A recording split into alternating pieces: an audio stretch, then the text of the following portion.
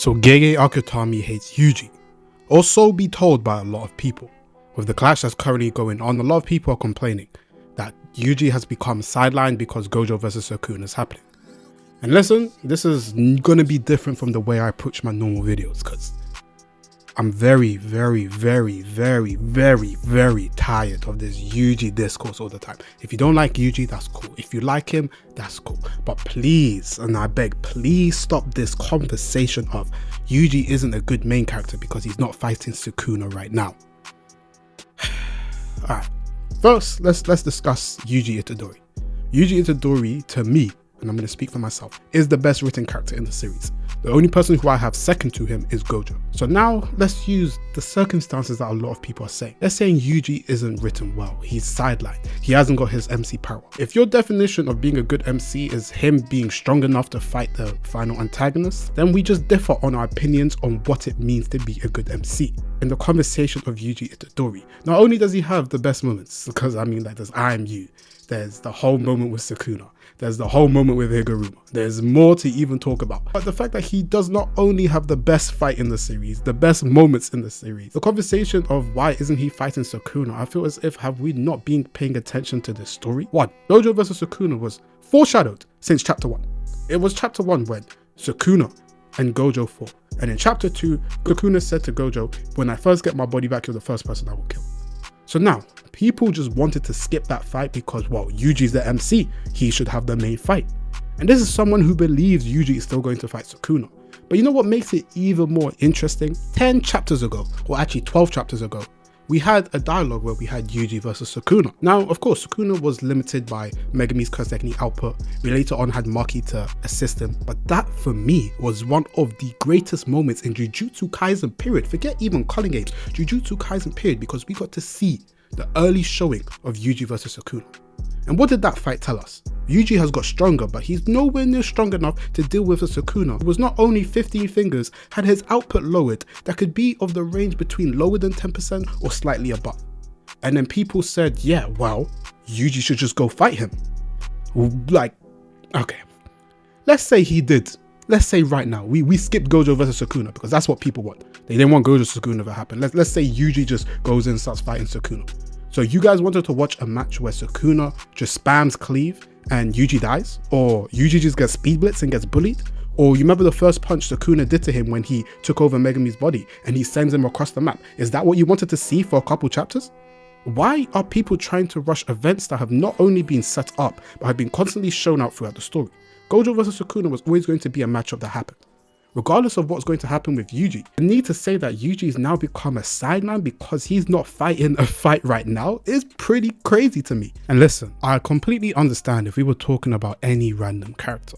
And I know Yuji is the MC, and to some people he hasn't had enough screen time, which is sufficient of what they want from their main character. But like I already said, he already has the best moments, so to me it's kind of negligent. And one of JJK's biggest strong points is his side cast. Without Yuji's role in the story, the sidecast can't flourish to the level that it does without Yuji being taken away from the story, allowing people such as the Makis, Kenjaku, Sukunas, the Megamis, the etc., all these Culling Game characters to really get more fleshed out without the need of taking Yuji away. And that fits perfectly with obviously the Cog mindset. And listen, the Cog mindset is the interesting part of discourse. There's either those who are like, oh, amazing, it's great, but I'm getting kind of tired, and listen, that's fine. I don't even mind that opinion. I think that's fair. And then there's the others saying, oh, the Cog mindset's ass, it's bad writing, yada yada yada. Now, I'm not going to go in detail because I have a Yuji Mahito video I want to do, so I don't really want to waste my time doing it here. And in conclusion, the Cog mindset was what he needed to win in that clash. So every clash he's had, the mindset he's needed has allowed him to take charge of this certain situation. Now, in the most recent events, he still has elements of that Cog mindset, but there seems to be an even stronger dedication to get rid of Sukuna, etc. And to me personally, I believe it's going to get to a point where now the theme of him wanting to die is not going to be as prevalent because 1, he doesn't have Sukuna inside him anymore, so he doesn't have to die from execution. 2, his main goal, he's already stated, is to save Megami. So he's already made his own ambitions to go save people. But hey, what do I know? Apparently he's never going to fight Sukuna, so what do I really know? And then 3, he's in a situation where him getting past Mahito did not diminish his character. Understand, because he only had one significant fight since then, being Higuruma, and even then that wasn't a fully closed out fight. The only other one that would be huge significance was the military, and then obviously one of my favorite moments was Sukuna. But because of that, a lot of people have taken away what has been done for Yuji's character. We've seen the growth of him beginning to slowly adapt from his cog mindset and to acknowledge other things around him. I think one of the most beautiful moments before the whole twist happened was he had got to a point where he accepted his role. He said, "Thank you, Gojo and Megumi, for giving me this role to play. I can now die." Now that has been taken away. And if you can't see the setup for Yuji for after this, then I don't know, man. You're just going to have to wait for it to occur. And then you can come back to me and say, hey, you were right or you were wrong, whichever happens. To me, the reason why I really don't understand this discussion, if we're talking about a random character, let's say the female cast discussion, right? A lot of people have huge problems with JJK's female cast because the way it was envisioned on season 1 isn't how it's panned out, because a lot of them have ended up dying.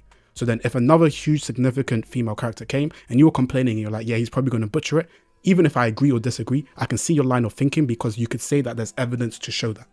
However, Yuji, Mahito, Geto, Gojo, Toji, that's at least 6 characters I've mentioned. Most of them have their story arcs completed. I think at least 4 of them. And they're not only one of the best characters in Jujutsu Kaisen, they're some of the most renowned. So now why?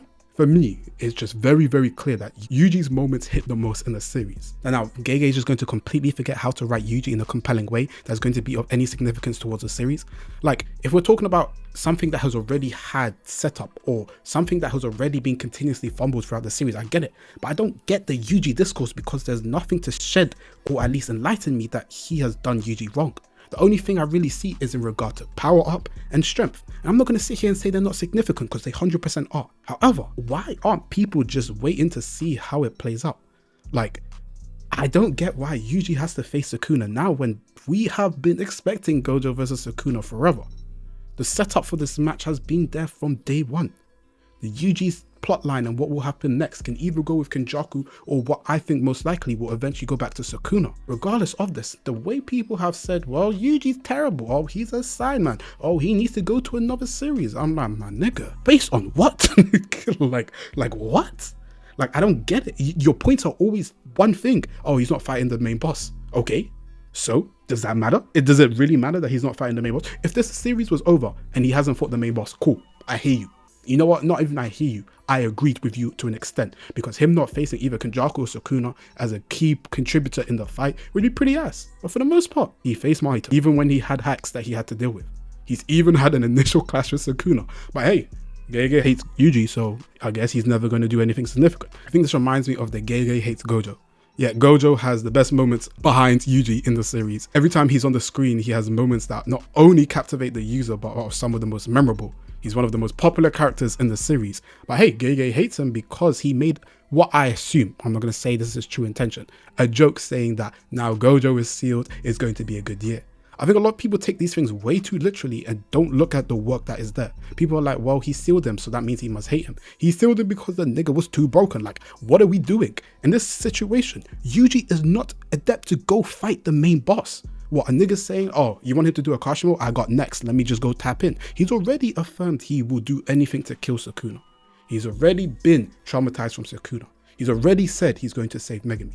But hey man, because Gojo Sukuna is happening right now, that means Yuji's never going to do anything in the final arc. Like, bruv, like we can't make this up. I promise you, we can't make this up, bro. Like, oh my days. You know what? I'm tired of this conversation. I don't really care about this conversation. If you don't like Yuji, that's cool, man. I'm not going to explain to you why you should like Yuji. This isn't even some in-depth analysis telling you why you should like Yuji, or why his moments are amazing, or why the setup for his character has been there, or why he's going to be potentially a tragic conclusion of the only one left alive, or something significant is going to happen.